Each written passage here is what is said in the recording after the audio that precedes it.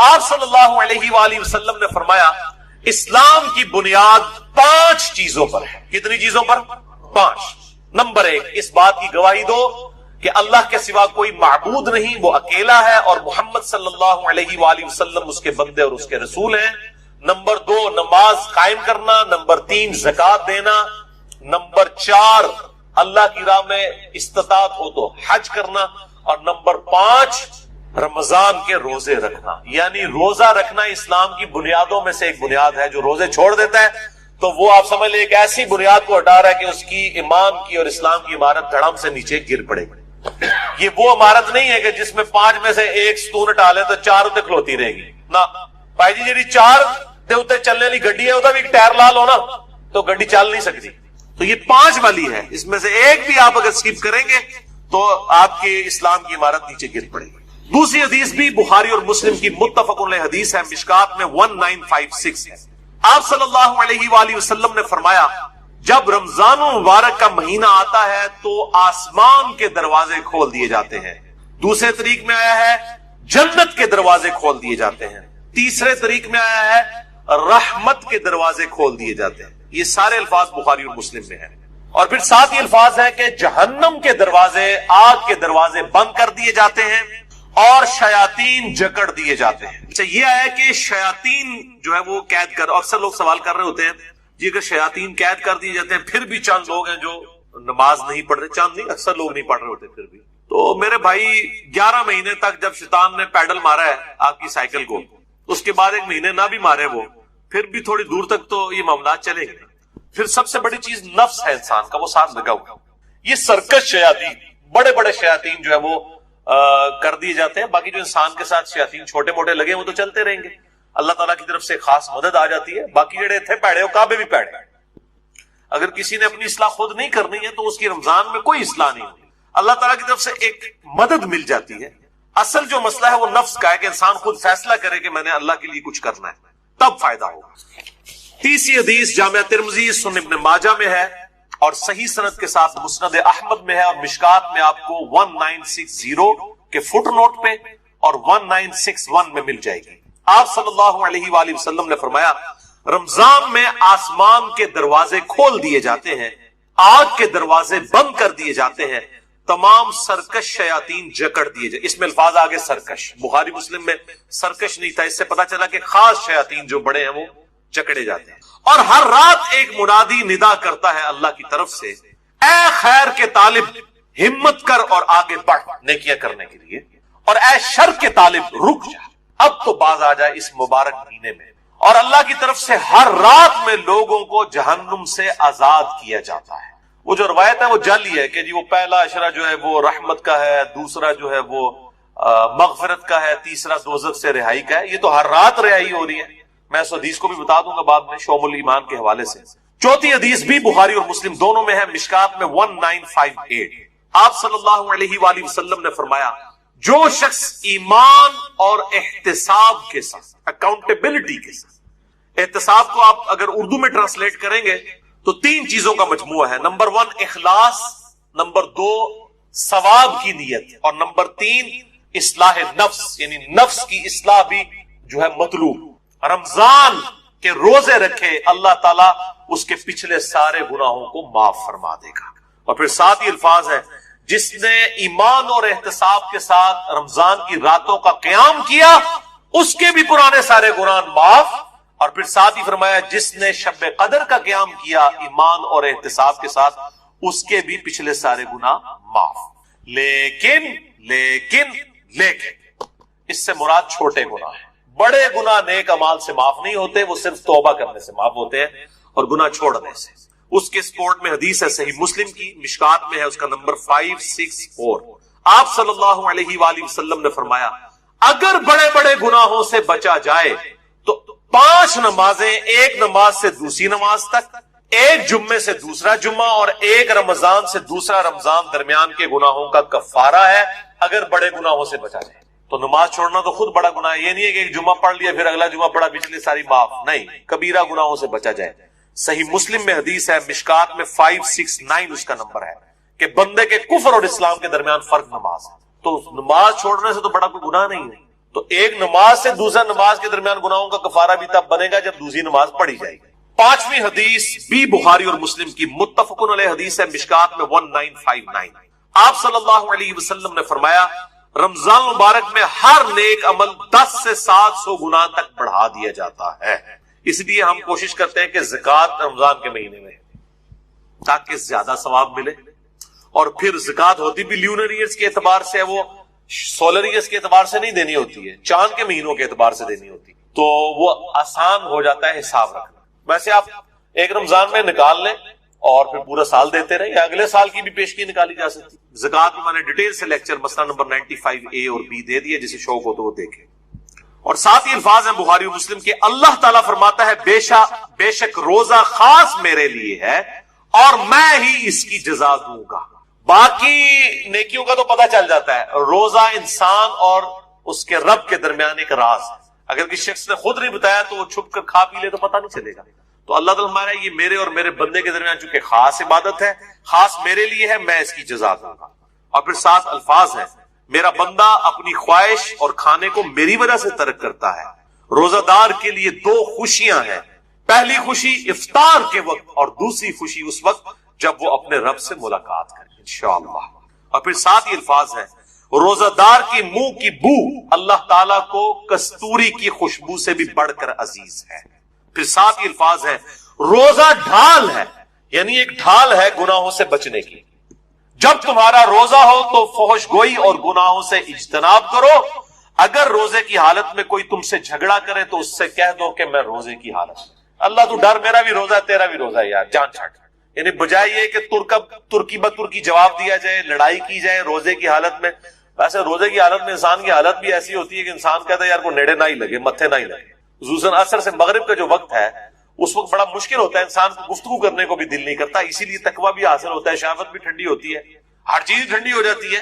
ظاہر ہے جب انسان روزہ رکھتا ہے تو روزہ ڈھال ہے، جب تمہارا روزہ ہو تو فحش گوئی مت کرو، گناہوں سے بچو، اور جب کوئی جھگڑا کرنے لگے اس سے کہہ دو کہ میرا روزہ ہے۔ چھٹی حدیث سنن نسائی اور مسند احمد میں ہے، مشکات میں 1962۔ آپ صلی اللہ علیہ وآلہ وسلم نے فرمایا تمہارے پاس رمضان مبارک کا مہینہ آیا ہے، اللہ نے اس کے روزے تم پر فرض کیے ہیں، اس میں آسمان کے دروازے یعنی جنت کے دروازے کھول دیے جاتے ہیں، جہنم کے دروازے بند کر دیے جاتے ہیں، جنت کے 8 دروازے ہیں اور دوزخ کے 7، اور سرکش شیاطین جکڑ دیے جاتے ہیں۔ اس ماہ میں ایک رات ایسی ہے جو 1000 مہینوں سے افضل ہے، جو ہم پچھلی دفعہ مسئلہ نمبر نیو 44 میں ڈسکس کر چکے۔ جو شخص اس کی خیر اور بھلائی سے محروم ہو گیا واقعی ہر بھلائی سے محروم ہو گیا۔ اور میں نے شب قدر کو پانے کا آسان طریقہ بتایا تھا، وہ جسے شوق ہو تو وہ لیکچر دیکھ سکتے۔ اچھا، اسی کانٹیکسٹ میں ایک مشہور حدیث ہے جو اکثر ڈاکٹر اسرار صاحب بھی بیان کرتے تھے، لیکن وہ سخت ضعیف روایت ہے۔ اس میں کافی الفاظ تو باقی احادیث بخاری مسلم میں اور اس میں بھی موجود ہیں، لیکن کچھ الفاظ جو ہے اس کے ضعیف ہیں۔ وہ شعب الایمان امام بیہقی کی کتاب سے ہے اور مشکات میں 1965 نمبر ہے کہ آپ صلی اللہ علیہ وسلم نے شعبان کی آخری رات میں صحابہ سے خطاب کیا کہ اب رمضان کا مہینہ شروع ہونے والا ہے اور یہ برکتیں ہیں، وہ ساری وہی ہیں جو ہم ڈسکس کر چکے۔ اس کے اینڈ پہ آتا ہے کہ اس کا پہلا عشرہ، پہلے 10 دن رحمت کے ہیں، دوسرے 10 دن جو ہے وہ مغفرت کے ہیں، اور تیسرے 10 دن جو ہے وہ دوزخ سے چھٹکارے کے ہیں۔ اور پھر لوگوں نے اس کے اوپر خود سے وہ دعائیں بھی ڈیوائز کر لی ہوئی ہیں، بالکل جعلی روایت ہے یہ۔ اور اس کے ایک طریق کے اندر علی بن زید مشہور ضعیف راوی ہے، اور دوسرے طریق میں سلیمان راوی جو ہے وہ منکر الحدیث ہے۔ منکر الحدیث وہ راوی ہے جس کی حدیثیں ترک کر دی جائیں، اس شدید ترین جرح ہوتی ہے۔ اسی طریقے سے یہ اکثر رمضان سے پہلے بھی وہ یہ میسج چل رہا ہوتا ہے کہ جس نے رمضان کے چاند دیکھنے کی خوشخبری، تو یہ وہ سب جعلی جھوٹی روایتیں ہیں، اور اس طرح کی روایتیں بالکل آگے بیان نہ کیا کریں، ان کی کوئی اصلیت، اللہ سے ڈر جائے۔ مسئلہ نمبر 36 ہے میرا، ضعیف الاسناد اور من گھڑت احادیث کے فتنے کا تحقیقی جائزہ۔ 7ویں حدیث بھی بخاری اور مسلم دونوں میں، آپ دیکھ لیں اکثر حدیثیں بخاری اور مسلم سے، مشکات میں 1957، اس میں الفاظ ہے کہ جنت کے 8 دروازے ہیں، ان میں سے ایک دروازے کا نام ہے الریان، جو خاص ان لوگوں کے لیے ہے جو روزہ دار ہیں، ان کو اس دروازے سے آواز دی جائے گی کہ جو دنیا میں روزہ رکھا کرتے تھے، الریان دروازے سے ندا کی جائے گی اور ان کو جنت میں اس دروازے سے داخل کیا جائے گا۔ اس کے علاوہ ذاکرین کے لیے ہے اور قتال کرنے والوں کے لیے ہے، مختلف نیکیوں کے لیے دروازے آئے ہیں۔ 8ویں حدیث بھی بخاری اور مسلم دونوں میں ہے، مشکات میں 2053. آپ صلی اللہ علیہ وآلہ وسلم نے فرمایا جو شخص اللہ کی راہ میں، یعنی اس راہ میں مراد جہاد اور قتال، اللہ کی راہ میں نکلنا، نیکی کے اعمال کرنا اور قتال کے لیے سب کچھ اس میں شامل ہے، فی سبیل اللہ کے الفاظ، اس حالت میں بھی روزہ رکھے تو اللہ تعالی اس کے اور دوزخ کے درمیان 70 سال کی دوری ڈال دے گا جو اللہ کی راہ میں روزہ رکھے. اور اسی کا ایک طریق ہے جامعہ ترمذی میں، مشکات میں ہے 2064. پچھلا بخاری اور مسلم کا تھا، مشکات میں 2053 تھا، یہ مشکات میں 2064 ہے کہ جو شخص اللہ کی راہ میں نکل کر روزہ رکھے اللہ تعالیٰ اس کے اور جہنم کے درمیان زمین و آسمان کے فاصلے کے برابر دوری قائم کر دے گا. یہ بات سمجھانے کے لیے 9ویں حدیث جامعہ ترمذی، سنن الکبری البیہقی اور شرح السنہ امام بغوی کی کتاب میں ہے اور مشکات میں 1992 ہے. آپ صلی اللہ علیہ وسلم نے فرمایا جو شخص کسی روزہ دار کا روزہ افطار کروائے یا کسی مجاہد کی تیاری کروا دے اس کو بھی اس کی مثل ثواب ملے گا. اور یہ کرنا چاہیے، آپ سامنے بیٹھے ہوں، آپ اپنے حصے کی کھجور کسی اور کو دیں، جیسا مسجد میں ہوتا ہے لوگ اپنے گھر سے کھجوریں لے آتے ہیں، آپ اپنے حصے کی کھجور کسی اور کو دیں، اس کے حصے کی خود لیں تو ڈبل ڈبل روزے کا ثواب کمائیں.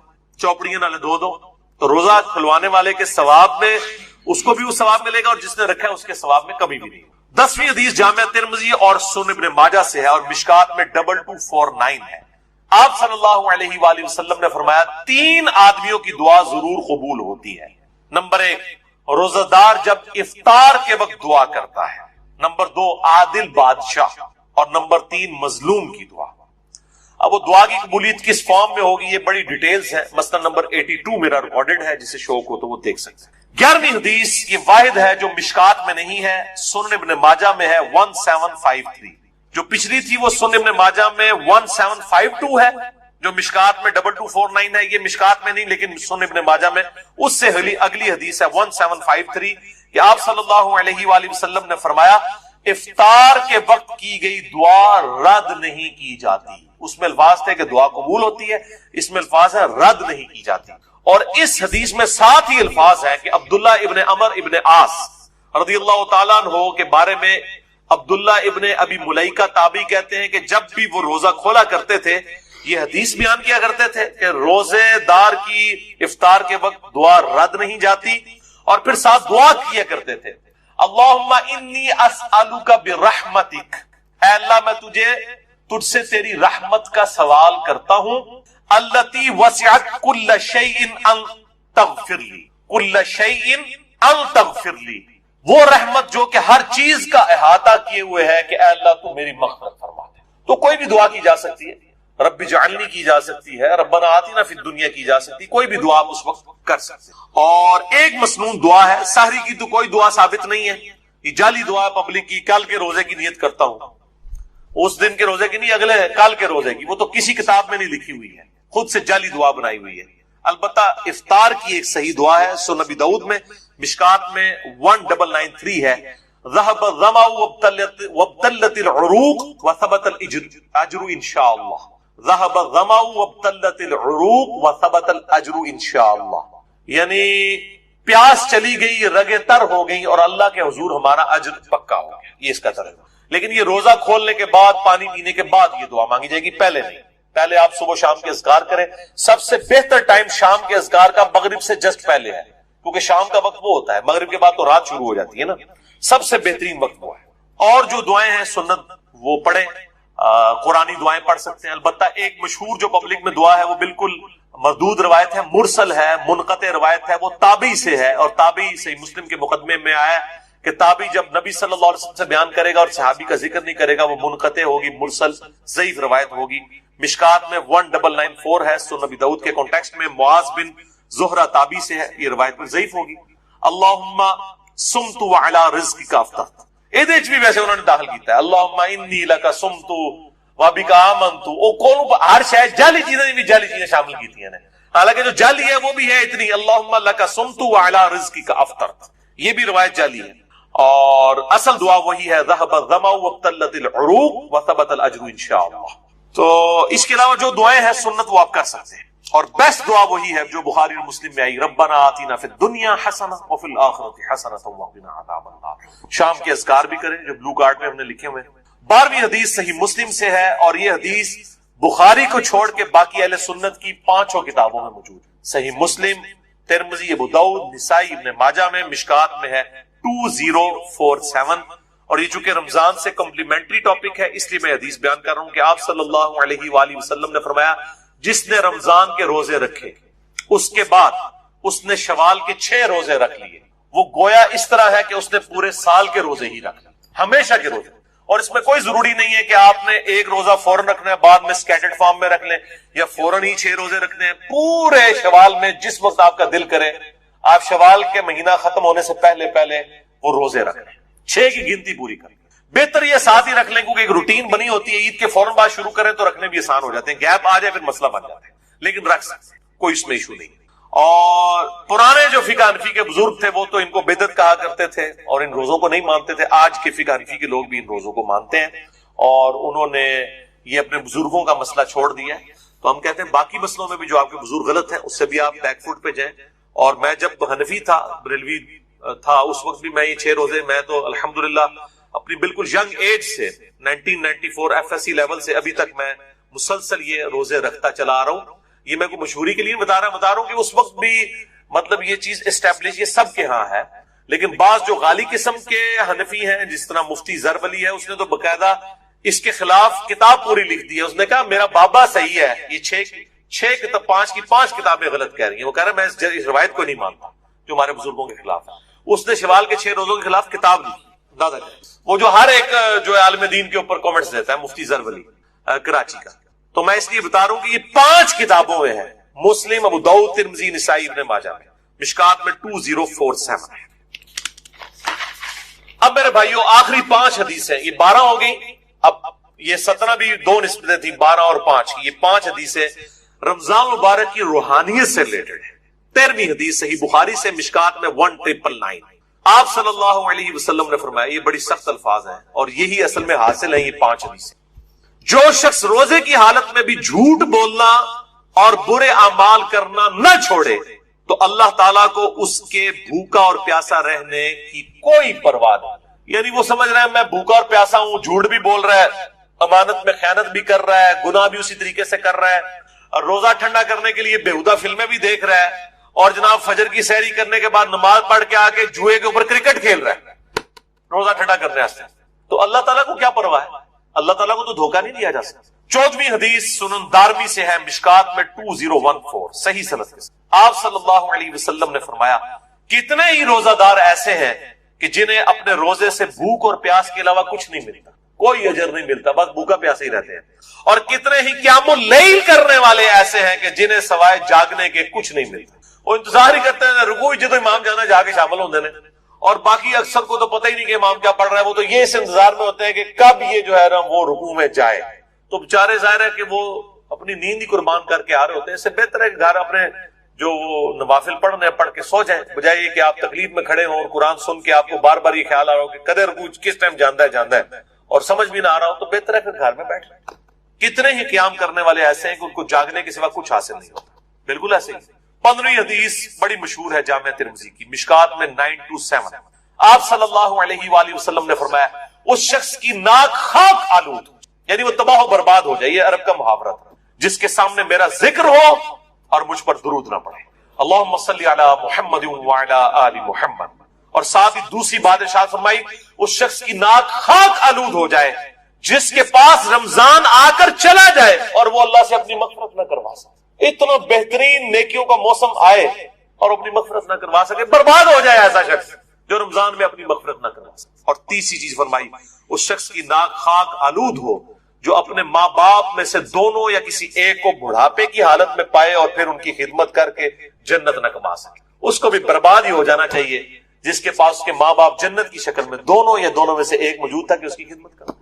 और ये जो अल्फाज है ना कि उसकी नाक खाक आलूद हो, बर्बाद हो जाए, जो माँ बाप को की खिदमत करके जन्नत ना कमा सके, ये अल्फाज सही मुस्लिम में भी मौजूद है। सिर्फ इतने अल्फाज, ये हदीस मुस्लिम में भी है, इतने अल्फाज। अच्छा, इसी हदीस का एक मशहूर तरीक है, वो मिशकात में तो नहीं है, अल मुस्तदरक लिल हाकिम में है, सही सनद के साथ 7256, जिसकी इमाम हाकिम ने भी तस्हीह की है, इमाम ज़हबी ने भी, शेख अलबानी ने भी और शेख जुबैर अली ज़ई साहब ने भी रहिमहुमुल्लाह अजमईन।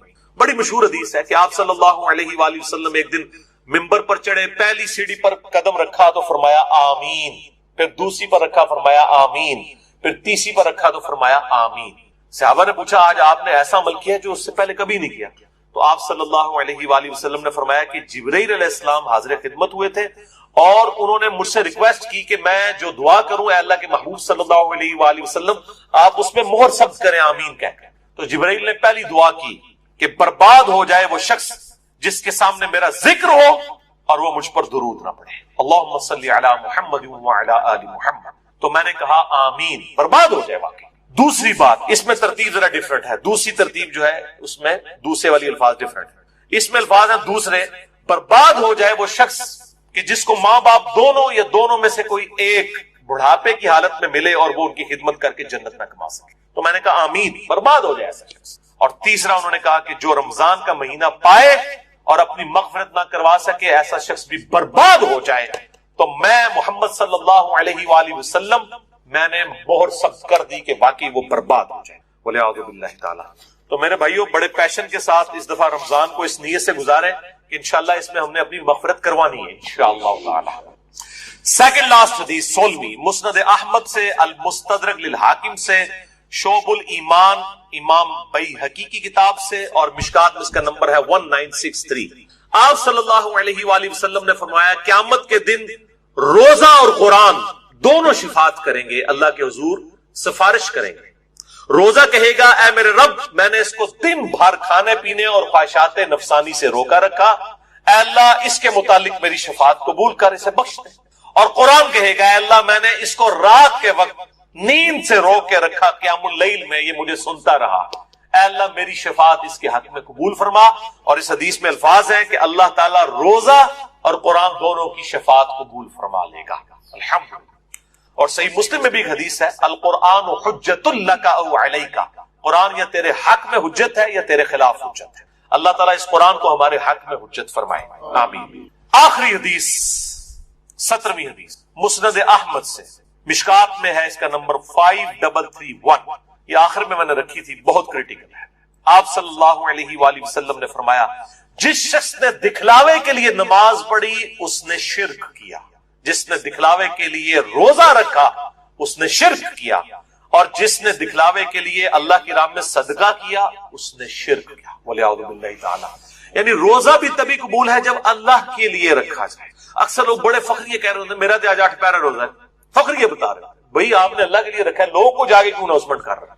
اللہ کے لیے روزہ ہونا چاہیے۔ اخلاص نہیں ہوگا، اللہ کے لیے پروٹوکول نہیں ہوگا تو اس روزے کا کوئی فائدہ نہیں۔ اور سورۃ الانعام کی آیت نمبر 162 مجھے ضمناً یاد آ گئی، قل ان صلاتی و نسکی و محیای و مماتی للہ رب العالمین۔ اے محبوب صلی اللہ علیہ وآلہ وسلم آپ اللہ کے حضور عرض کیجئے اور اپنی عوام کو بھی بتا دیں، اپنی امت کو بھی، بے شک میری نماز، میری قربانی، میرا جینا، میرا لیا ہے دن رات میں فرض نماز کی رکعتوں کی تعداد 17 ہے، جس میں اہل سنت اور اہل تشیع کا اجماع ہے، پوری دنیا کے مسلمانوں کا۔ فجر کے 2 فرض، ظہر کے 4، عصر کے 4، مغرب کے 3 اور عشاء کے 4، یہ کل 17 رکھتے ہیں۔ اور یہ 17 احادیث پرٹیکولرلی رمضان المبارک کی اہمیت، فضیلت، فرضیت اور روحانیت سے ریلیٹڈ ہے، اور یہ الل ٹپ ایٹ رینڈم نہیں ہے، میں نے ایک انٹلیکچوئل ترتیب سے ان کو جمع کیا ہے، اور انشاءاللہ میں تمام احادیث کے انٹرنیشنل نمبر بتاؤں گا، لیکن پرائمری بک سے نہیں بلکہ سیکنڈری بک سے جو مشکات المصابیح ہے، جس کو میں نے ڈکلیئر کیا ہے مشکات المصابیح از دا انسائکلوپیڈیا آف حدیث، اہل سنت کی مین سٹریم کی 13 کتابوں کا یہ سمجھ لے خلاصہ ہے، 3 جلدوں میں، شیخ زبیر لیزئی رحمہ اللہ تعالیٰ کی تحکیم اور تخریج کے ساتھ اہل سنت پاک.com پہ آپ کو 18 MB کی 3 فائلز مل جائیں گی، ڈاؤن لوڈ کریں۔ میں اکثر اس کی ترغیب دلاتا ہوں، الحمدللہ بخاری، مسلم، ابو داؤد، ترمذی، نسائی، ابن ماجہ، الموطا امام مالک، مسند احمد، سنن کبریٰ البیہقی، المستدرک للحاکم اور باقی کتابوں سے یہ نوٹس ہیں۔ اہل سنت کی کتابوں کا نچوڑ 6294 احادیث، 6294 احادیث کا مجموعہ ہے، اور اس میں احادیث کی ریپیٹیشن نہیں ہے۔ اس کے نمبرز میں انشاءاللہ انٹرنیشنل بتاؤں گا، اور اس کے فٹ نوٹ پہ آپ کو پرائمری بکس کے نمبرز بھی مل جائیں گے، اور اس کے ساتھ حکم لگا ہوا بھی مل جائے گا انشاءاللہ تعالی۔ باقی اسی مشکات کے تعارف پہ میرا ڈیٹیل لیکچر ہے، مسئلہ نمبر 111B، مشکات المصابیح کا مکمل تعارف، جسے شوق ہو تو اہل سنت پاک.com پہ اسے دیکھیں۔ پہلی حدیث صحیح بخاری اور صحیح مسلم کی متفق علیہ حدیث ہے، مشکات میں اس کا نمبر ہے 4۔ آپ صلی اللہ علیہ وآلہ وسلم نے فرمایا اسلام کی بنیاد 5 چیزوں پر ہے۔ کتنی چیزوں پر؟ 5۔ نمبر 1، اس بات کی گواہی دو کہ اللہ کے سوا کوئی معبود نہیں، وہ اکیلا ہے، اور محمد صلی اللہ علیہ وآلہ وسلم اس کے بندے اور اس کے رسول ہیں۔ نمبر 2، نماز قائم کرنا۔ نمبر 3، زکوٰۃ دینا۔ نمبر 4، اللہ کی راہ میں استطاعت ہو تو حج کرنا۔ اور نمبر 5، رمضان کے روزے رکھنا۔ یعنی روزہ رکھنا اسلام کی بنیادوں میں سے ایک بنیاد ہے۔ جو روزے چھوڑ دیتا ہے تو وہ آپ سمجھ لیں ایک ایسی بنیاد کو ہٹا رہا ہے کہ اس کی ایمان کی اور اسلام کی عمارت دھڑام سے نیچے گر پڑے۔ یہ وہ عمارت نہیں ہے کہ جس میں 5 میں سے ایک ستون ہٹا لے تو 4 اتنے کھلوتی رہے گی نہ بھائی جی، جی 4 اتنے چلنے والی گڈی ہے، وہ بھی ٹائر لال ہونا تو گڈی چل نہیں سکتی۔ تو یہ 5 والی ہے، اس میں سے ایک بھی آپ اگر اسکپ کریں گے تو آپ کے اسلام کی عمارت نیچے گر پڑے گی۔ دوسری حدیث بھی بخاری اور مسلم کی متفق علیہ حدیث ہے، مشکات میں 1956 ہے۔ آپ صلی اللہ علیہ وآلہ وسلم نے فرمایا جب رمضان المبارک کا مہینہ آتا ہے تو آسمان کے دروازے کھول دیے جاتے ہیں۔ دوسرے طریق میں آیا ہے جنت کے دروازے کھول دیے جاتے ہیں۔ تیسرے طریق میں آیا ہے رحمت کے دروازے کھول دیے جاتے ہیں۔ یہ سارے الفاظ بخاری اور مسلم میں ہیں۔ اور پھر ساتھ ہی الفاظ ہیں کہ جہنم کے دروازے، آگ کے دروازے بند کر دیے جاتے ہیں اور شیاطین جکڑ دیے جاتے ہیں۔ اچھا، یہ ہے کہ شیاطین جو ہے وہ قید کر، اکثر لوگ سوال کر رہے ہوتے ہیں یہ کہ شیاطین قید کر دیے جاتے ہیں، پھر بھی چند لوگ ہیں جو نماز نہیں پڑھ رہے، چند نہیں اکثر لوگ نہیں پڑھ رہے ہوتے۔ پھر تو میرے بھائی 11 مہینے تک جب شیطان نے پیڈل مارا ہے آپ کی سائیکل کو، اس کے بعد 1 مہینے نہ بھی مارے وہ، پھر بھی تھوڑی دور تک تو یہ معاملات چلیں گے۔ پھر سب سے بڑی چیز نفس ہے انسان کا، وہ ساتھ لگا ہوا۔ یہ سرکش شیاطین، بڑے بڑے شیاطین جو ہے وہ کر دیے جاتے ہیں۔ باقی جو انسان کے ساتھ شیاطین چھوٹے موٹے لگے وہ تو چلتے رہیں گے، اللہ تعالیٰ کی طرف سے خاص مدد آ جاتی ہے۔ باقی جڑے تھے پیڑے وہ کعبے بھی پیڑے۔ اگر کسی نے اپنی اصلاح خود نہیں کرنی ہے تو اس کی رمضان میں کوئی اصلاح نہیں ہوتی، اللہ تعالیٰ کی طرف سے ایک مدد مل جاتی ہے۔ اصل جو مسئلہ ہے وہ نفس کا ہے کہ انسان خود فیصلہ کرے کہ میں نے اللہ کے لیے کچھ کرنا ہے، تب فائدہ ہوگا۔ تیسری حدیث جامع ترمذی، سنن ابن ماجہ میں ہے اور صحیح سند کے ساتھ مسند احمد میں ہے، اور مشکات میں آپ کو 1960 کے فٹ نوٹ پہ اور 1961 میں مل جائے گی۔ آپ صلی اللہ علیہ وآلہ وسلم نے فرمایا رمضان میں آسمان کے دروازے کھول دیے جاتے ہیں، آگ کے دروازے بند کر دیے جاتے ہیں، تمام سرکش شیاطین جکڑ دیے جائے۔ اس میں الفاظ آگے سرکش، بخاری مسلم میں سرکش نہیں تھا، اس سے پتا چلا کہ خاص شیاطین جو بڑے ہیں وہ جکڑے جاتے ہیں۔ اور ہر رات ایک منادی ندا کرتا ہے اللہ کی طرف سے، اے خیر کے طالب ہمت کر اور آگے بڑھ نیکیاں کرنے کے لیے، اور اے شر کے طالب رک جا، اب تو باز آ جائے اس مبارک مہینے میں۔ اور اللہ کی طرف سے ہر رات میں لوگوں کو جہنم سے آزاد کیا جاتا ہے۔ وہ جو روایت ہے وہ جعلی ہے کہ جی وہ پہلا اشرہ جو ہے وہ رحمت کا ہے، دوسرا جو ہے وہ مغفرت کا ہے، تیسرا دوزخ سے رہائی کا ہے۔ یہ تو ہر رات رہائی ہو رہی ہے، میں اس حدیث کو بھی بتا دوں گا بعد میں شعب الایمان کے حوالے سے۔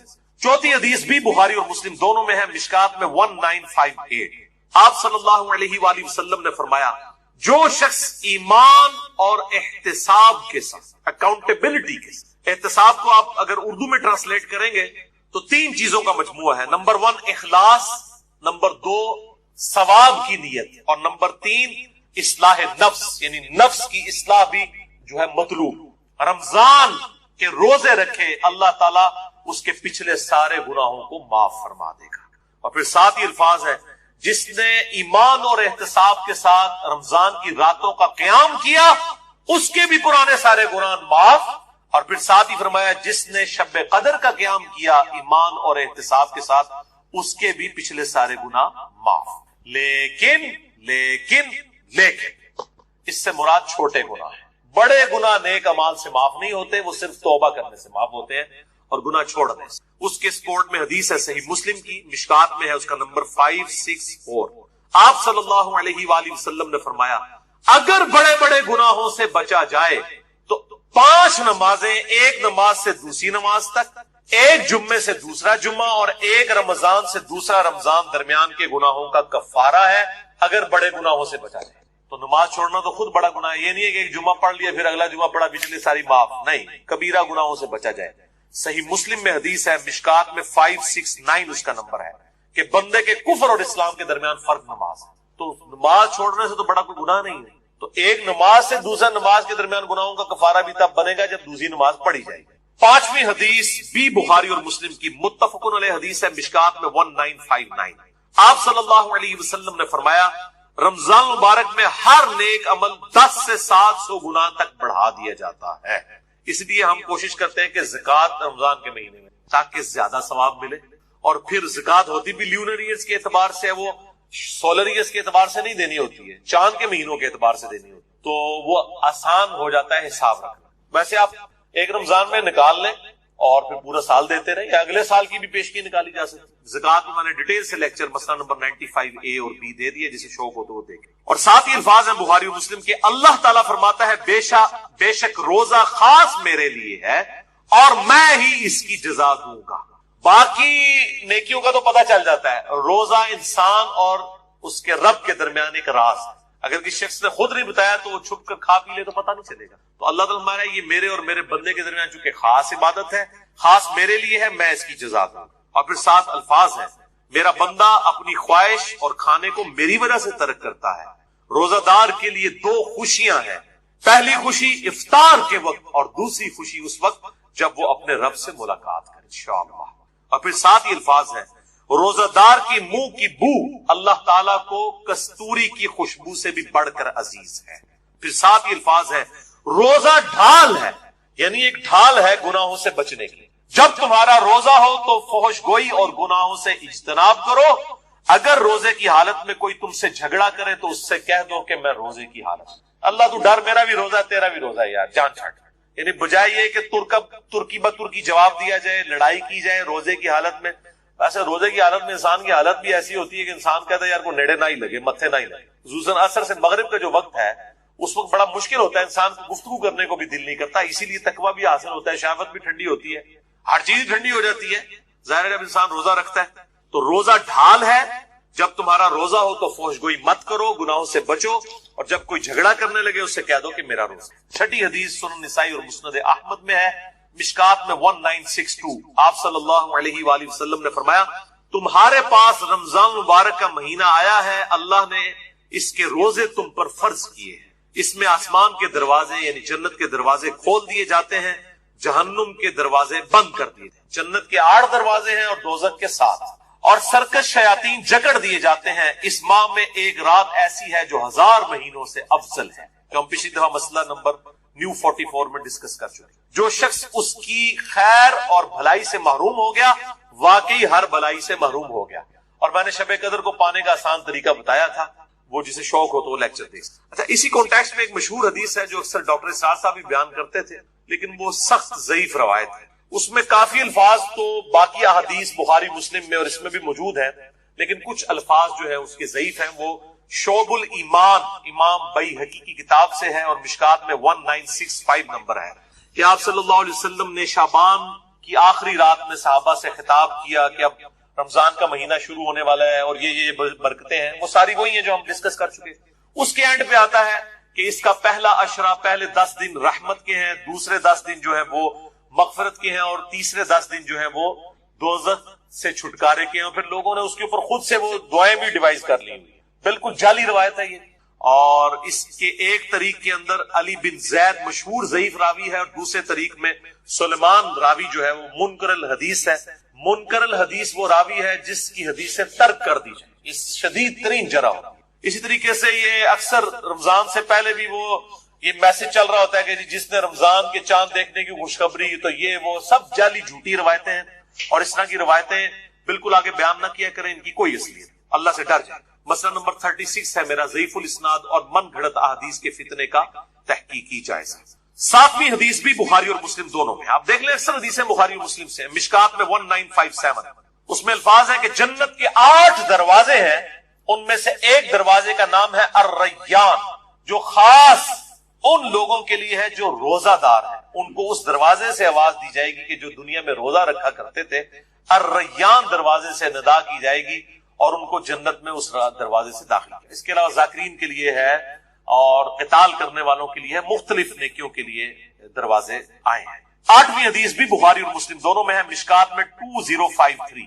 آپ صلی اللہ علیہ وآلہ وسلم نے فرمایا جو شخص اللہ کی راہ میں، یعنی اس راہ میں مراد جہاد اور قتال، اللہ کی راہ میں نکلنا، نیکی کے اعمال کرنا اور قتال کے لیے سب کچھ اس میں شامل ہے، فی سبیل اللہ کے الفاظ، اس حالت میں بھی روزہ رکھے تو اللہ تعالیٰ اس کے اور دوزخ کے درمیان 70 سال کی دوری ڈال دے، جو اللہ کی راہ میں روزہ رکھے۔ اور اسی کا ایک طریق ہے جامعہ ترمذی میں، مشکات میں ہے 2064۔ پچھلا بخاری اور مسلم کا تھا، مشکات میں 2053 تھا، یہ مشکات میں 2064 ہے، کہ جو شخص اللہ کی راہ میں نکل کر روزہ رکھے اللہ تعالیٰ اس کے اور جہنم کے درمیان زمین و آسمان کے فاصلے کے برابر دوری قائم کر دے گا۔ یہ بات سمجھانے کے لیے 9ویں حدیث جامعہ ترمذی، سنن الکبریٰ، البیہقی اور شرح السنہ امام بغوی کی کتاب میں ہے، اور مشکات میں 1992 ہے۔ آپ صلی اللہ علیہ وسلم نے فرمایا جو شخص کسی روزہ دار کا روزہ افطار کروائے یا کسی مجاہد کی تیاری کروا دے اس کو بھی اس کی مثل ثواب ملے۔ اور یہ کرنا چاہیے، آپ سامنے بیٹھے ہوں، آپ اپنے حصے کی کھجور کسی اور کو دیں، جیسا مسجد میں ہوتا ہے لوگ اپنے گھر سے کھجوریں لے آتے ہیں، آپ اپنے حصے کی کھجور کسی اور کو دیں، اس کے حصے کی خود لیں، تو ڈبل ڈبل روزے کا ثواب کمائیں۔ چوپڑیاں نالے دو تو روزہ کھلوانے والے کے ثواب میں اس کو بھی وہ ثواب ملے گا، اور جس نے رکھا ہے اس کے ثواب میں کمی بھی نہیں۔ 10ویں حدیث جامعہ ترمذی اور سنن ابن ماجہ سے ہے، اور مشکات میں 2249 ہے۔ آپ صلی اللہ علیہ وآلہ وسلم نے فرمایا 3 آدمیوں کی دعا ضرور قبول ہوتی ہے۔ نمبر 1 روزہ دار جب افطار کے وقت دعا کرتا ہے، نمبر 2 عادل بادشاہ، اور نمبر 3 مظلوم کی دعا۔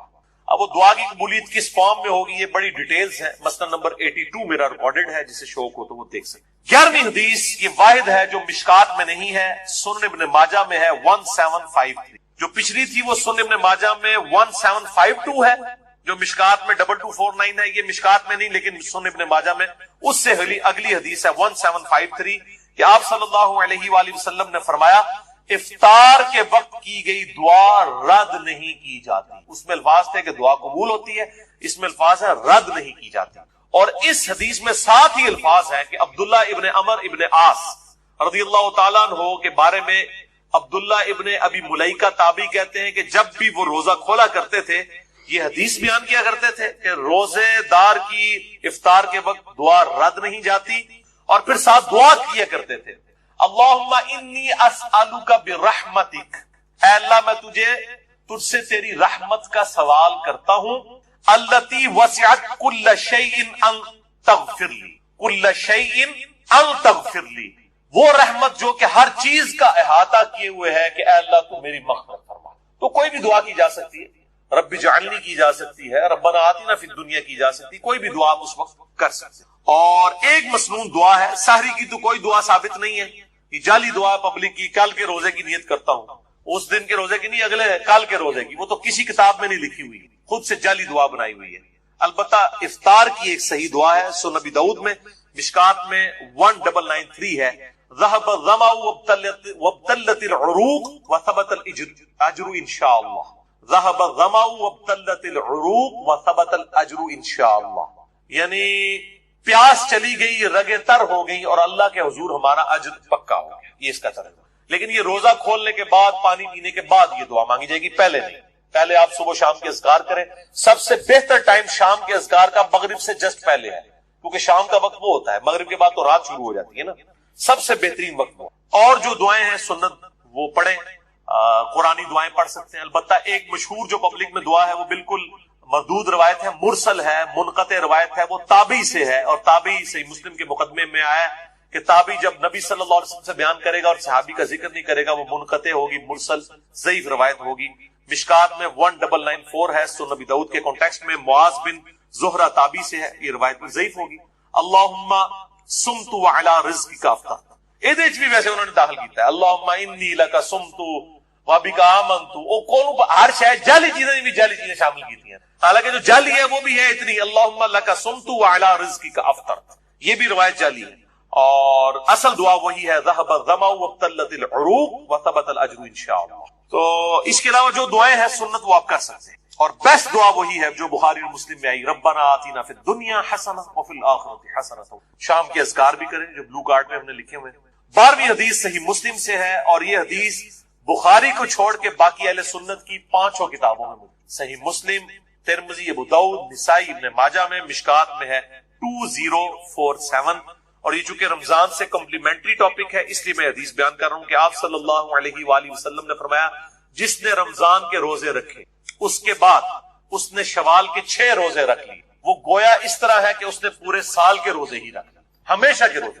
اور اس میں کوئی ضروری نہیں ہے کہ آپ نے ایک روزہ فوراً رکھنا ہے بعد میں اسکیٹرڈ فارم میں رکھ لیں یا فوراً ہی 6 روزے رکھنے ہیں. پورے شوال میں جس وقت آپ کا دل کرے آپ شوال کے مہینہ ختم ہونے سے پہلے وہ روزے رکھ لیں، 6 کی گنتی پوری کریں. بہتر یہ ساتھ ہی رکھ لیں کیونکہ ایک روٹین بنی ہوتی ہے، عید کے فوراً بعد شروع کریں تو رکھنے بھی آسان ہو جاتے ہیں، گیپ آ جائے پھر مسئلہ بن جائے، لیکن رکھ سکتے کوئی اس میں ایشو نہیں. اور پرانے جو فقہ حنفی کے بزرگ تھے وہ تو ان کو بدعت کہا کرتے تھے اور ان روزوں کو نہیں مانتے تھے. آج کے فقہ حنفی کے لوگ بھی ان روزوں کو مانتے ہیں اور انہوں نے یہ اپنے بزرگوں کا مسئلہ چھوڑ دیا ہے. تو ہم کہتے ہیں باقی مسئلوں میں بھی جو آپ کے بزرگ غلط ہیں اس سے بھی آپ بیک فوٹ پہ جائیں. اور میں جب حنفی تھا، بریلوی تھا، اس وقت بھی میں یہ 6 روزے، میں تو الحمدللہ اپنی بالکل ینگ ایج سے 1994 FSC لیول سے ابھی تک میں مسلسل یہ روزے رکھتا چلا آ رہا ہوں. یہ میں کوئی مشہوری کے لیے بتا رہا ہوں کہ اس وقت بھی مطلب یہ چیز اسٹیبلش یہ سب کے ہاں ہے. لیکن بعض جو غالی قسم کے حنفی ہیں جس طرح مفتی زر ولی ہے، اس نے تو باقاعدہ اس کے خلاف کتاب پوری لکھ دی ہے. اس نے کہا میرا بابا صحیح ہے، یہ 6 کتاب 5 کتابیں غلط کہہ رہی ہیں. وہ کہہ رہا ہے میں اس روایت کو نہیں مانتا جو ہمارے بزرگوں کے خلاف ہے.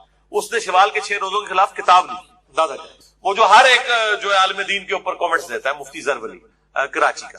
تو میں اس لیے بتا رہا ہوں کہ یہ 5 کتابوں میں ہے، مسلم، ابو داؤد، ترمذی، نسائی، ابن ماجہ میں، مشکات میں 2047. اب میرے بھائیوں آخری 5 حدیث ہیں، یہ 12 ہو گئی. اب یہ 17 بھی 2 نسبتیں تھیں، 12 اور 5 کی. یہ 5 حدیثیں رمضان مبارک کی روحانیت سے ریلیٹڈ ہے. 13ویں حدیث صحیح بخاری سے، مشکات میں 1999. آپ صلی اللہ علیہ وسلم نے فرمایا، یہ بڑی سخت الفاظ ہیں اور یہی اصل میں حاصل ہے یہ 5 حدیث. جو شخص روزے کی حالت میں بھی جھوٹ بولنا اور برے اعمال کرنا نہ چھوڑے تو اللہ تعالیٰ کو اس کے بھوکا اور پیاسا رہنے کی کوئی پرواہ نہیں. یعنی وہ درمیان مکمل کر دیا، سارا کے سارا ثواب سے بھر دیا گیا. 100 دفعہ لا الہ الا اللہ پڑھو تو 100 دفعہ سبحان اللہ، 100 دفعہ الحمدللہ، 100 دفعہ اللہ اکبر، 100 دفعہ لا الہ الا اللہ. اچھا اس کی ترتیب میں بھی کوئی مسئلہ نہیں. صحیح مسلم میں ایک حدیث جو میں پہلے بیان کر چکا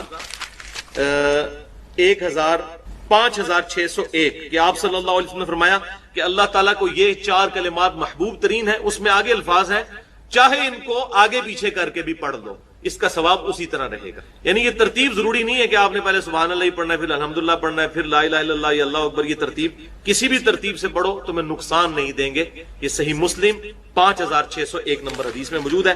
البتہ جو سنت طریقہ ہے وہ یہی ہے کہ تسبیحات کو ہم جب صلاۃ التسبیح میں پڑھیں گے تو سبحان اللہ والحمدللہ ولا الہ الا اللہ واللہ اکبر پڑھیں گے. اب ان تسبیحات کو یاد کرنا بھی کوئی مشکل نہیں. تسبیحات فاطمہ سب کو آتی ہیں، 33 دفعہ ہم سب پڑھتے ہیں. بس صرف ایک واو لگانی ہے بیچ میں. سبحان اللہ والحمدللہ اور لا الہ الا اللہ پہلے آ جائے گا، ولا الہ الا اللہ واللہ. لا الہ الا اللہ ہمارا بیسک کلمہ ہے. تو یہ 4 کلمات ہیں جو آپ پڑھ لیں گے تو صلاۃ التسبیح کے اندر آپ کو اذکار اویلیبل ہوں گے. اب آتے ہیں صلاۃ التسبیح کی طرف. ایک دفعہ شوق اور محبت کے ساتھ دروشی پڑھ لیجئے. اللہم صلی علی محمد وعلی آل محمد کما صلیت علی ابراہیم وعلی آل ابراہیم انک حمید مجید. اللہم بارک علی محمد وعلی آل محمد کما بارکت علی ابراہیم وعلی آل ابراہیم انک حمید مجید. بھائیو صلاۃ التسبیح اہل سنت کی بڑی بڑی 4 کتب کے اندر صحیح سند کے ساتھ موجود ہے. سنن ابی داؤد میں انٹرنیشنل نمبرنگ کے مطابق 1297 نمبر حدیث، جامعہ ترمذی میں 481 نمبر حدیث، سنن ابن ماجہ میں 1386 نمبر حدیث اور المستدرک للحاکم میں صحیح سند کے ساتھ 1192 نمبر حدیث. ان 4 کتابوں میں صلاۃ التسبیح کی فضیلت اور اس کا طریقہ موجود ہے. اور اس حدیث کو امام ذہبی رحمۃ اللہ علیہ نے بھی صحیح کہا، امام مسلم رحمۃ اللہ علیہ نے بھی صحیح کہا، امام ابو داؤد رحمۃ اللہ علیہ نے بھی صحیح کہا، اسی طریقے سے امام ابن حجر اسقلانی رحمۃ اللہ علیہ نے بھی صحیح کہا. اور دور حاضر میں بڑے بڑے جو علماء ہیں، شیخ احمد شاکر رحمۃ اللہ علیہ، شیخ البانی رحمۃ اللہ علیہ اور شیخ زبیر علی زئی رحمہم اللہ اجمعین، تمام کے نزدیک یہ حدیث صحیح ہے. اور آپ حیران ہوں گے یہ ان چند احادیث میں سے ہے جن احادیث کے دفاع پر محدثین نے پوری پوری کتابیں لکھی ہیں، کیونکہ کچھ لوگوں کو یہ حدیث ہضم نہیں ہوئی کہ اتنی بڑی فضیلت کیسے ہو سکتی ہے ایک نماز کی، اور میں سمجھتا ہوں ہو سکتی ہے، یہ نماز شیطان پڑھنے ہی نہیں دیتا، تو کچھ لوگوں نے اس پہ جرح کی، تو محدثین نے مستقل کتابیں لکھی اس حدیث کے دفاع پر۔ لہذا الحمدللہ اہل سنت کے تمام محدثین کا، جو بڑے بڑے محدثین ہیں ہمارے اسلاف، ان کا اس پر اتفاق ہے کہ حدیث بالکل صحیح سند کے ساتھ موجود ہے، اور خصوصاً امام ابو حنیفہ رحمۃ اللہ علیہ کے جو شاگرد خاص ہیں، اور امام بخاری رحمۃ اللہ علیہ کے دادا استاد ہیں سیدنا عبداللہ ابن مبارک رحمۃ اللہ علیہ المتوفا 181 ہجری، جو بہت بڑے محدث ہیں، وہ اس حدیث جو صلاۃ و تسبیح ہے اس کے کافی وہ ڈیفینڈر ہیں، اور اس کے سارے مسائل جامعہ ترمذی میں ان سے نقل کیے گئے ہیں۔ امام ترمذی نے ایک واسطے سے، وہ امام ترمذی کے بھی پردادا استاد ہیں، کیونکہ امام بخاری امام ترمذی کے استاد ہیں، اور عبداللہ ابن مبارک امام بخاری رحمۃ اللہ علیہ کے دادا استاد ہیں، بخاری اور مسلم میں ان سے احادیث ہیں۔ لہذا 481 نمبر حدیث جامعہ ترمذی میں عبداللہ ابن مبارک سے لی انہوں نے سارے مسائل صلاۃ و تسبیح کے، سمجھنے کے لیے وہ آج انشاءاللہ ساتھ ڈسکس بھی ہو جائیں گے۔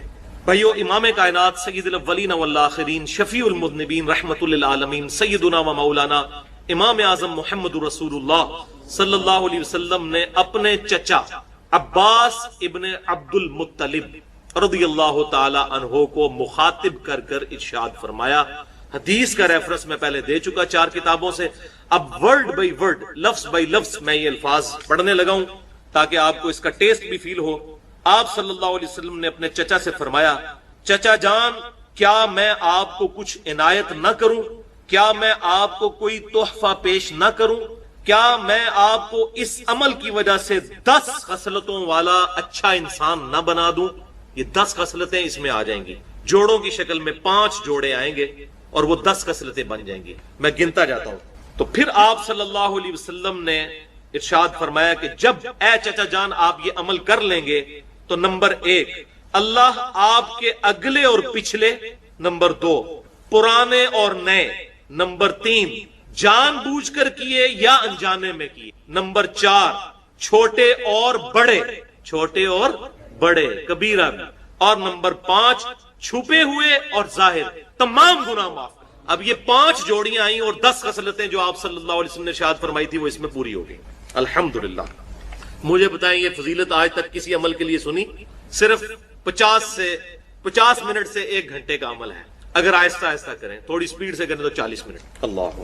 پھر آپ صلی اللہ علیہ وسلم نے ارشاد فرمایا، چچا جان 4 رکعتیں اس طرح ادا کریں نفل نماز کی کہ ہر رکعت میں سورۃ الفاتحہ اور ایک سورت پڑھیں، اور جب آپ قرات سے فارغ ہو جائیں تو قیام کی حالت میں یہ کلمات 15 دفعہ پڑھیں، سبحان اللہ والحمد للہ ولا الہ الا اللہ واللہ اکبر۔ بس یہ ایک جگہ ہے جہاں پر 15 دفعہ پڑھنا ہے، باقی پوری نماز میں 10 دفعہ، قیام میں 15 دفعہ، سورت سے فارغ ہونے کے بعد رکوع میں جانے سے پہلے۔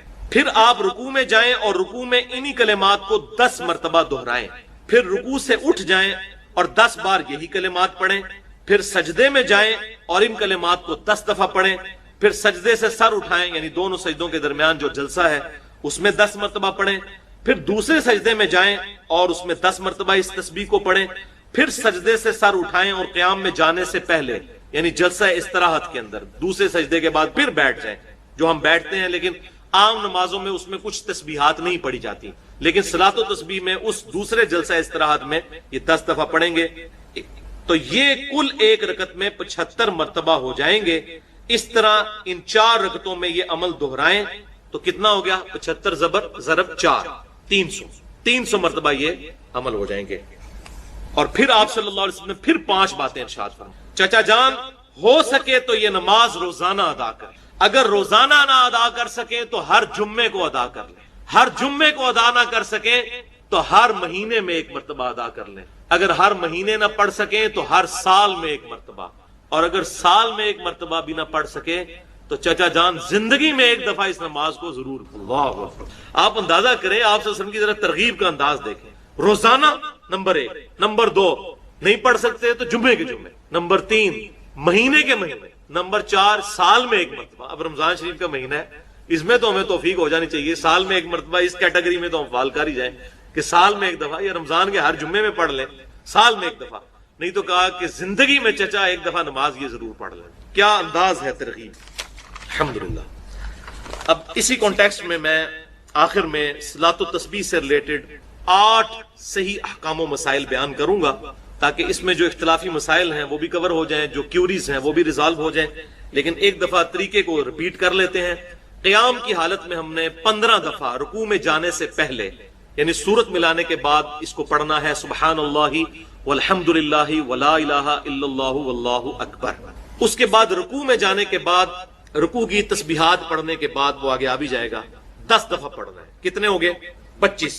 پھر رکوع سے سر اٹھا کر ربنا لک الحمد کہہ کر 10 دفعہ، 35۔ پھر سجدے میں سبحان ربی الاعلی کے بعد 10 دفعہ، 45۔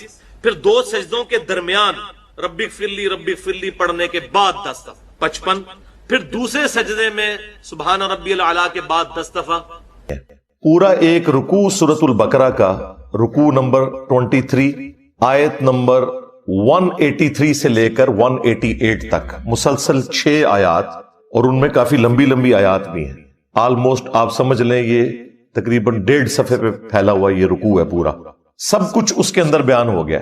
نماز کے احکامات، حج کے احکامات آپ کو مختلف صورتوں میں بکھرے ہوئے نظر آئیں گے، کچھ سورۃ البقرہ میں، کچھ سورۃ الحج کے اندر، کچھ سورہ ابراہیم کے اندر۔ لیکن رمضان مبارک کو اللہ تعالیٰ نے اس اعتبار سے ممتاز بنایا ہے کہ جو کچھ ڈسکشن کرنی تھی نا وہ قرآن میں ایک ہی جگہ پہ کر دی ہے۔ اس کے سارے احکامات بھی بیان کر دیے ہیں جو موٹے موٹے تھے، اس کی فرضیت کا بھی ذکر کر دیا، اور وہ سورۃ البقرہ کا رکوع نمبر 23 ہے، آیت نمبر 183 سے 188 تک، پلس اس سے متعلقہ جو صحیح الاسناد احادیث ہیں بخاری اور مسلم میں ہی درجنوں کی تعداد میں آپ کو ایک جگہ کمبائنڈ فارم میں مل جائیں گی مشکات المصابی کے اندر، جو میں نے بارہا تعارف کروایا کہ یہ انسائکلوپیڈیا آف حدیث ہے۔ اہل سنت کی مین سٹریم کی آلموسٹ 13 کتابیں انکلوڈنگ کتب ستہ، بخاری اور مسلم اور سنن اربع، یعنی ابو داؤد، ترمذی، نسائی، ابن ماجہ، اس کے نوٹس ہیں۔ اس میں پہلی جلد کے اینڈ کے اوپر جا کے آپ کو رمضان مبارک سے متعلق ایک ایک تفصیل ملے گی، چاہے وہ رؤیت ہلال کا مسئلہ ہو، مون سائٹنگ کا مسئلہ ہو، رمضان مبارک کے فضائل ہو، لیلۃ القدر ہو، نفلی روزوں کے کیا احکامات ہیں، فرض روزوں کے کیا ہیں، ایک ایک تفصیل ملے گی آپ کو۔ اور یہ جو مشکات کے اندر احادیث ہیں یہ آلموسٹ 153 احادیث ہیں، انٹرنیشنل نمبر کے مطابق 1956 سے لے کر 2108 تک، یہ مسلسل 3-4 چیپٹرز کے اندر آپ کو اکٹھی احادیث مل جائیں گی، کہیں دور جانے کی ضرورت نہیں پڑے گی، ایک جگہ آپ کو ایک نوٹس کی شکل میں مشکات کے اندر یہ ساری احادیث مل جائیں گی انشاءاللہ، وہ میں آج کور بھی کر دوں گا ساتھ ساتھ۔ تو میں نے ارادہ کیا ہے کہ میں ایٹ لیسٹ جو رمضان مبارک سے متعلق جتنے بھی قدیم اور جدید فقہی احکام و مسائل ہیں جو ایک عام مسلمان کی ضرورت ہے، اسے ایک ہی جگہ ریکارڈنگ میں لے آؤں۔ ویسے تو میں نے 2017 میں 5 کنٹینیوس لیکچر 1.5-2 گھنٹے کے ریکارڈ کروائے تھے، مسئلہ number 53 A B C D E تک، اور اس میں یہ ساری چیزیں میں نے سکیٹرڈ فارم میں ڈسکس کی تھی، لیکن ایک جگہ پہ تھوڑے سے وقت میں ٹو دی پوائنٹ گفتگو، تو یہ میں نے جو کیلکولیٹ کیے ہیں نا وہ 70 فقہی احکام و مسائل بنتے ہیں، اور جب میں ان کو بیان کروں گا تو شاید یہ 100 سے زیادہ بن جائیں ان کی آگے جو کورالریز ہیں، لیکن یہ ایک جگہ جمع ہو جائیں گی انشاءاللہ تعالی۔ اور پھر یہ آپ کے سامنے ایک ویڈیو بک ہوگی، جب کبھی بھی آپ کو رمضان مبارک سے متعلق کوئی چیز پوچھنی ہوگی، سمجھنی ہوگی، تو آپ یہ ایک ویڈیو لگائیں، ایک ایک چیز آپ کے سامنے انشاءاللہ آ جائے گی انشاءاللہ تعالی۔ سورۃ البقرہ کا جو رکوع میں نے ذکر کیا، آیت نمبر 183 سے لے کر 188 تک، اس کا سٹارٹ ہی ان الفاظ کے ساتھ ہے، اعوذ باللہ من الشیطان الرجیم، بسم اللہ الرحمن الرحیم، یا ایہا الذین آمنوا کتب علیکم الصیام، اے اہل ایمان تم پر فرض کر دیے گئے ہیں روزے، کما کتب علی الذین من قبلکم لعلکم تتقون، جیسا کہ تم سے اگلی امتوں پر بھی فرض کیے گئے تھے تاکہ تم پرہیزگار بن جاؤ، تقوی کی روش اختیار کرو۔ یعنی روزے کا مقصد پرہیزگاری ہے۔ پرہیزگاری کیسی کہ روزے میں آپ حلال چیزوں کو بھی چھوڑ دیتے ہیں اللہ تعالیٰ کے حکم کی وجہ سے، تو یہ ایک پریکٹس ہوتی ہے کہ اگر اللہ کے حکم کی وجہ سے میں نے حلال چیزوں کو بھی تھوڑے سے ٹائم کے لیے چھوڑنا ہے، تو بقیہ کی زندگی میں نے بدرجہ اولا اجتناب کرنا ہے حرام چیزوں سے، اور یہی ہے تقوی، یہی اس کا مقصد ہے۔ الصوم عربی زبان میں روزے کے لیے ٹرم یوز ہوتی ہے۔ الصوم کہتے ہیں عربی میں رک جانے کو، اور شرعی اصطلاح میں اللہ تعالی کی خوشنودی کی خاطر طلوع فجر سے لے کر غروب آفتاب تک اپنے آپ کو کھانے پینے اور دیگر خواہشات سے روکنے کا نام روزہ ہے۔ یہ اس کی بیسک ڈیفینیشن ہے۔ باقی تو میں نے آپ کو بتایا پورا رکوع ہے، اور احادیث کی کتابیں بھری پڑی ہیں، اس میں صرف مشکات ہی پڑھ لیں تو آپ کو ساری احادیث ایک جگہ پہ مل جائیں گی انشاءاللہ تعالی۔ اللہ تعالیٰ نے اسی رکوع کے اندر آگے چل کر رمضان مبارک کا بائی نیم ذکر بھی کر دیا۔ اب یہ دیکھیں، یہ واحد مہینہ ہے جس کا نام بائی نیم قرآن کے اندر آیا، رمضان۔ عربی میں رمضان، اردو میں ہم رمضان، ویسے ہم رمضان بولتے ہیں، رمضان تو لفظ غلط ہوگا، یہ رمضان، لیکن اردو میں چل جائے گا کیونکہ اردو کے اندر آپ نے ان چیزوں کا خیال نہیں رکھنا ہوتا۔ تو وہ اسی رکوع میں آگے چل کر اللہ تعالیٰ فرمایا شہر رمضان الذی انزل فیہ القرآن، رمضان کا مہینہ تو وہ مہینہ ہے کہ جس میں القرآن نازل ہوا، ھدی للناس، جو پوری انسانیت کے لیے ہدایت کی کتاب ہے، یعنی کسی خاص طبقے کے لیے، یعنی پوری انسانیت کے لیے۔ سورۃ البقرہ کے سٹارٹ میں ہے ھدی للمتقین، ڈر جانے والوں کے لیے ہدایت ہے، یعنی وہ لوگ جو اللہ کی دھمکی سے ڈرتے ہیں، جو یہ سمجھتے ہیں کہ ہماری مرضی کے بغیر جس نے ہمیں پیدا کیا، اس کے بعد اس نے اس امتحان میں ڈالا، بعد میں بھی جو کچھ ہمارے ساتھ کرے گا ہمیں اس سے کوئی بچا نہیں سکتا۔ تو یہ تصور انسان کو ڈرنے پہ مجبور کرتا ہے کہ میں نے اپنے رب کو رسپانس کرنا ہے۔ تو ھدی للمتقین بھی ہے، ھدی للناس بھی ہے، یعنی انسانوں میں سے وہ لوگ جو واقعی ڈر جائیں اس تصور سے کہ انہیں مر کے اپنے رب کے حضور پیش ہونا ہے۔ وَبَيِّنَاتٍ مِّنَ الْهُدَىٰ وَالْفُرْقَانِ، اور اس میں ہدایت کے روشن دلائل ہیں، اور یہ الفرقان ہے، یعنی حق اور باطل میں تمیز کرنے والی کتاب، جو سورۃ المائدہ میں آئے کہ اللہ تعالیٰ نے تورات نازل کی، پھر انجیل نازل کی، اور اب یہ الفرقان ہے، حق اور باطل میں تمیز کرنے والی کتاب۔ وہاں پہ اس کے لیے ورڈ آیا مہیمن، یعنی یہ نگہبان ہے اگلی کتابوں کے اوپر کہ ان کی کون سی باتیں درست ہیں اور کون سی ٹیمپرڈ فارم میں، یہ کتاب ان کے اوپر نگہبانی کرتی ہے۔ یہاں پہ الفرقان کہا گیا، اور خود ہمارے محبوب امام کائنات سید الاولین والآخرین، شفیع المذنبین، رحمت للعالمین، خاتم النبیین، سیدنا و مولانا امام اعظم محمد رسول اللہ صلی اللہ علیہ وآلہ وسلم کے لیے بھی صحیح بخاری میں الفرقان کی ٹرم یوز ہوئی ہے۔ محمد فرق بین الناس، محمد لوگوں میں حق اور باطل میں فرق ہے، یعنی نبی علیہ السلام کی پیروی کرنے والا حق پر ہے، آپ سے مخالفت کرنے والا باطل کے اوپر ہے۔ تو قرآن بھی الفرقان ہے اور رسول اللہ بھی الفرقان ہے صلی اللہ علیہ وآلہ وسلم۔ پھر اللہ تعالیٰ نے ساتھ ہی فرما دیا فَمَنْ شَهِدَ مِنْكُمُ الشَّهْرَ، اب جو کوئی بھی تم میں سے رمضان کا مہینہ پائے، فَلْيَصُمْ، تو اس کا کام ہے کہ اس میں وہ روزے رکھے۔ اور پھر آگے اس کے احکامات آئے کہ روزے کی لینتھ کیا ہے، اس میں کون سی شرعی پابندیاں ہیں، جو لوگ روزہ رکھنے پر قادر نہیں ہیں، بیمار ہیں، ان کے لیے شرعی حکم کیا ہے، مسافر کے لیے کیا ہے، مریض کے لیے کیا ہے۔ پھر میاں بیوی کے تعلقات کے پوائنٹ آف ویو سے بھی چیزیں ڈسکس ہوئیں، وہ آپ خود پڑھ لیجئے گا۔ اگر میں ایک ایک چیز کو اس طریقے سے ڈسکس کروں گا تو پھر تو کافی زیادہ ٹائم لگ جائے گا، لیکن چونکہ یہ ساری باتیں آج آٹومیٹکلی کور ہو جائیں گی ہمارے فقہی احکام و مسائل کے اندر انشاءاللہ تعالی۔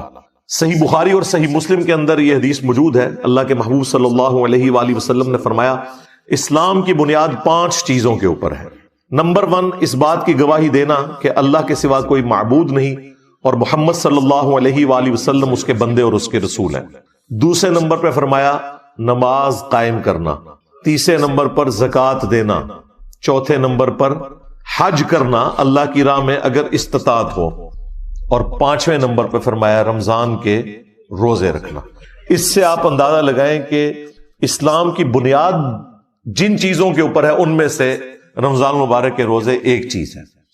پھر صحیح بخاری اور صحیح مسلم دونوں کے اندر یہ حدیث موجود ہے کہ اللہ کے محبوب صلی اللہ علیہ وآلہ وسلم نے فرمایا جس شخص نے بھی ایمان اور احتساب کے ساتھ، یعنی اس نیت کے ساتھ کہ وہ تزکیہ نفس اپنا کرے گا، اللہ سے ثواب لینے کی امید جس کے اندر موجود ہے، رمضان مبارک کے روزے رکھے اللہ تعالیٰ اس کے پچھلے سارے گناہوں کو معاف فرما دے گا. اور جس نے ایمان اور احتساب کے ساتھ رمضان مبارک کی راتوں کا قیام کیا، قیام اللیل جسے آپ تراویح بھی کہتے ہیں، اس کے بھی اللہ تعالیٰ پچھلے سارے گناہوں کو معاف فرما دے گا. اور جس نے ایمان اور احتساب کے ساتھ لیلۃ القدر کا قیام کیا، اس کے بھی اللہ تعالیٰ پچھلے سارے گناہوں کو معاف فرما دے گا. تو لیلۃ القدر تو رمضان مبارک کے آخری عشرے کی طاق راتوں میں آتی ہے. یہ پچھلے دنوں جو میری شب برات سے متعلق ویڈیو ریکارڈ ہوئی تھی، اس میں میں نے تفصیلاً اس کے اوپر گفتگو کر لی ہے کہ وہ سارے فضائل جو یہ شب برات کے لیے بتاتے ہیں وہ بیسیکلی لیلۃ القدر کے ہیں، جس کے بارے میں پوری سورت قرآن میں نازل ہوئی ہے، انا انزلناہ فی لیلۃ القدر. ایک اور حدیث ہے صحیح بخاری اور صحیح مسلم کے اندر کہ اللہ کے محبوب صلی اللہ علیہ وآلہ وسلم نے فرمایا کہ جب رمضان مبارک کا مہینہ آتا ہے تو اللہ تعالی جنت اور رحمت کے دروازوں کو کھول دیتا ہے اور جہنم کے یعنی دوزخ کے دروازوں کو بند فرما دیتا ہے، اور سرکش جو شیاطین ہیں انہیں جکڑ دیا جاتا ہے. سارے شیاطین نہیں قید ہوتے، سارے قید ہوں تو آپ کو جمعہ پڑھانے کے لیے کون آئے؟ سارے نہیں قید ہوتے ہیں، ظاہر ہے یہ تو سلسلہ. بہرحال اوورآل ایک ماحول بن جاتا ہے نیکی کا کہ سرکش شیاطین کو قید کر دیا جاتا ہے. باقی جو انسان کے ساتھ نفس لگا ہوا ہے، جو انسانوں میں شیاطین ہے، وہ تو اسی طریقے سے گھوم پھر رہے ہوتے ہیں. لیکن پھر بھی رمضان میں دیکھیں شیاطین قید ہونے کا یہ فائدہ آپ دیکھیں کہ رمضان نشریات میں سارے اکٹھے بیٹھے ہوتے ہیں، آگے پیچھے نہیں اکٹھے ہوتے، اور وہاں پہ افطاریاں بھی اکٹھی کرتے ہیں. اور جو تھوڑا سا شیطان اندر باقی ہوتا ہے نا، وہ انہیں مجبور کرتا ہے کہ جب نماز کا وقت آتا ہے تو سب لوگ اپنی اپنی علیحدہ علیحدہ نماز پڑھتے ہیں، یا اپنے مدارس میں جا کے ایک دوسرے کے پیچھے نہیں پڑھتے. اگر کوئی پڑھ بھی لے غلطی سے تو بعد میں لوٹاتے ہیں. ایک اور حدیث ہے صحیح بخاری اور صحیح مسلم کے اندر کہ اللہ کے محبوب صلی اللہ علیہ وآلہ وسلم نے فرمایا کہ جنت کے 8 دروازے ہیں، ان میں سے ایک دروازہ ایسا ہے جس کا نام ہے الریان، اور یہ خالصتاً ان لوگوں کے لیے ہے جو رمضان مبارک کے روزوں کا اہتمام کرتے تھے. یعنی رمضان مبارک کی اللہ کے نزدیک یہ اہمیت ہے کہ ایک اسپیشل دروازہ ہی روزہ داروں کے لیے اللہ تعالیٰ نے جنت کا مخصوص کر دیا. اللہم اجعلنا منہم، اللہ تعالیٰ ہمیں ان میں شامل فرمائے، آمین. پھر ایک اور حدیث ہے بڑی رکت انگیز، بخاری اور مسلم دونوں میں ہے کہ رمضان مبارک کا مہینہ وہ ہے جس میں اللہ تعالیٰ نیکیوں کا جو